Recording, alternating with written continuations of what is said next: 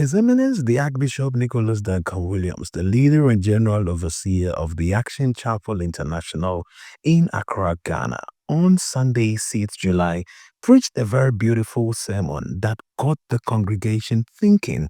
And excerpts have been gotten that we want to share with our family on social media, especially on YouTube, where we can also learn a thing or two from what the man said. He spoke vehemently about friendship and how friendship transcends just knowing one another. But then there are covenant friendships and other form of friendship that he spoke about. And also he used himself and some people in ministry to tell about how we can build friendships that last generations. Let us go check out the video of what we found and let us know what you think about it in the comments. The full video, however, can be found on the pages of the Archbishop Nicholas Duncan Williams. And so let's go watch the video. Let me know what you think about it, and I'll be sure to respond to you in the comments. And it came to pass, when he had made an end of speaking unto Saul, that the soul of Jonathan was knit with the soul of David, and Jonathan loved him as his own soul. And Saul took him that day and would let him go no more home to his father's house. Please fix the sound. Bishop's sound is not that good. Then, All right. Then Jonathan and David made a covenant because he loved him as his own soul. You see, covenant love. Covenant love. Not transaction. Not transaction. Okay. 2 Samuel 9 and verse 1.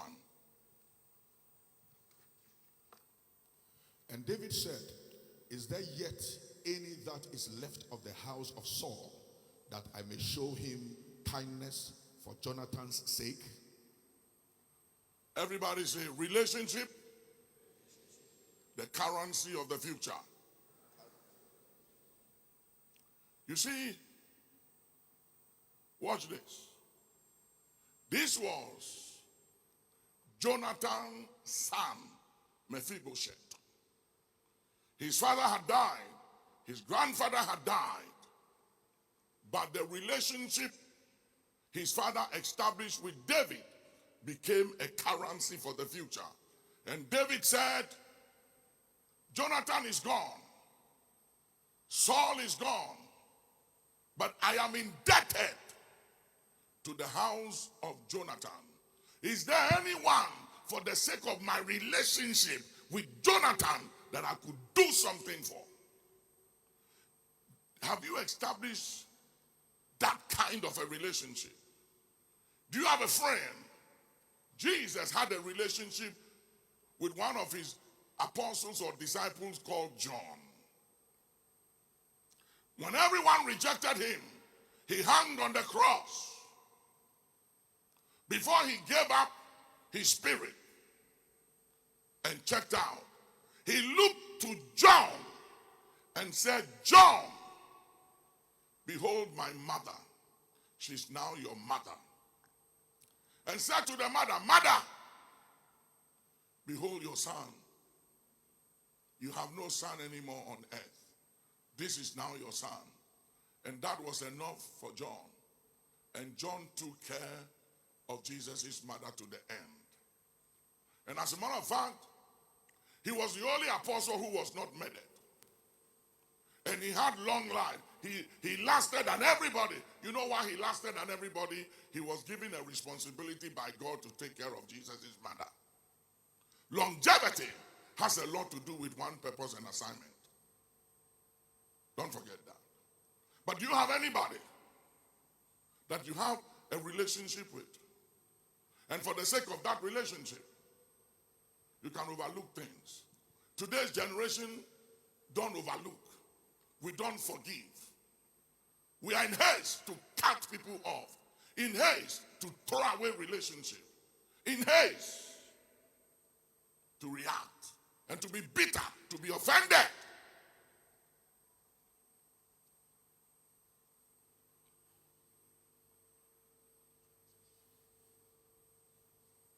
Many years ago, I went to preach for Bishop Duncan Williams.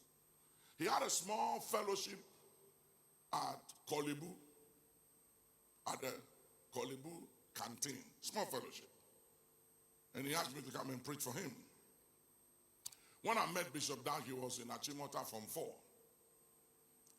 When I was preaching, he recorded it. I didn't know they recorded it. And I said to the people, I said, you see this young man, don't leave him. Don't mishandle him. He has a great future, this man. He has a great future. Stay with him. That time he didn't even have a church. It was a small fellowship.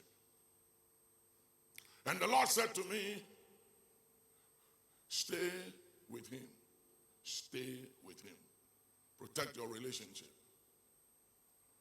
And there are people who have fought Bishop Dag like crazy, just as they fought me. But for whatever reason, we have related for 46 years. 46 years.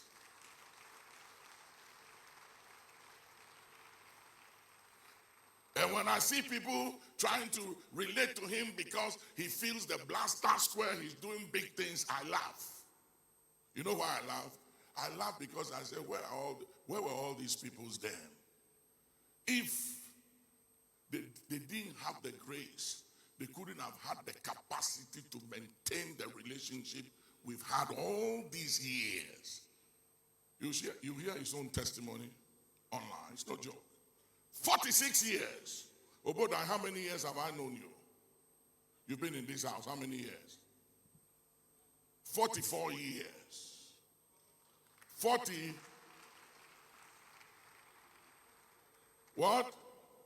44 years. Bishop Nyago. 49 years.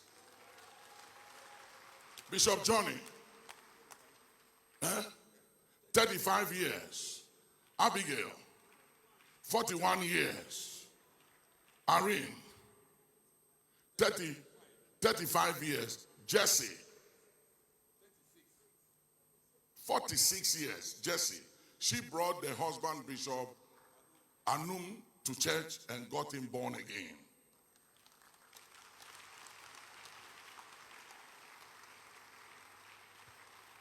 What am I doing? I'm telling you all something. That this habit you have of not enduring, you can't tolerate anybody, you don't build relationship, you are into transaction, you are not forgiving, you have no patience for anything and anybody, you cut anybody off, you throw people under the bus. Who do you think you are? There was a president in one of these African countries. I went to visit him. And he was mishandling somebody. So I went to intercede for the person. And he was very upset. He said, we have to punish him. And I said, Mr. President, I understand, but show some mercy. Because time changes. He didn't listen. He punished the person. Few years after, another president came into office. That new president is a friend of mine. And they went after him and his vice president. They came to Ghana here to see me, to intervene. And I have to take them to see President Nana Akufo-Addo.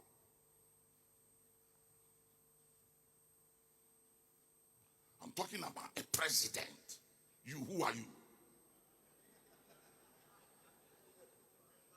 And you are bluffing. Honorable, how long have I known you? Honorable Kwamina Battles. 46 years. Hear me. I'm going to break a protocol today in this church that I have never done it because this person, she's the most private person in this church. None of you know her, but she's my big sister. And we've related for years. You don't know her. Sister, please tell me how long you've been here. 44 years.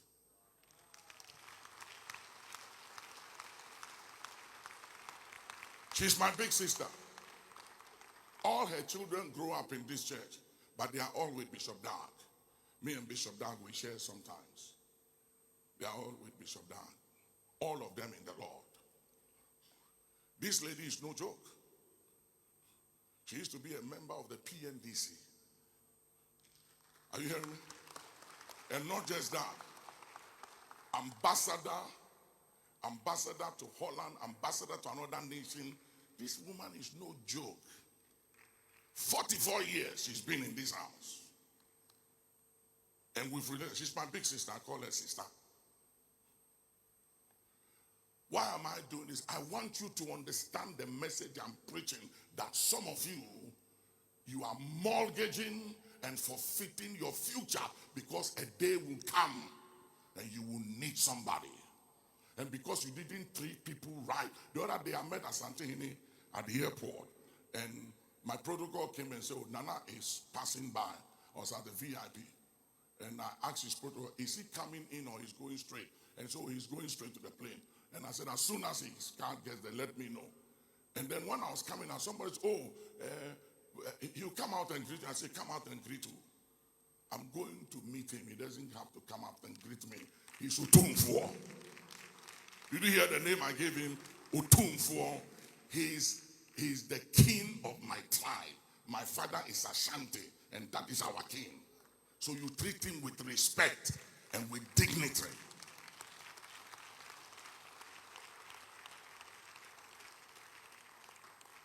A society that does not respect and celebrate and honor their dignitaries don't go anywhere.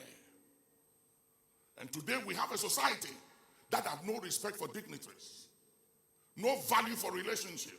Some of you don't have relationship with anybody. Your relationship is your money, your influence, your access, your position, and who you know. That's all you have. Some of you, your currency is your relationship with the president or the first lady or the position you have. The day it eludes you, we will see who you are. So keep bluffing, keep misbehaving, keep thinking that you've made it and you can treat anybody anyhow. Your driver, your wife, your cook, your husband, you have no value for anybody. It's a matter of time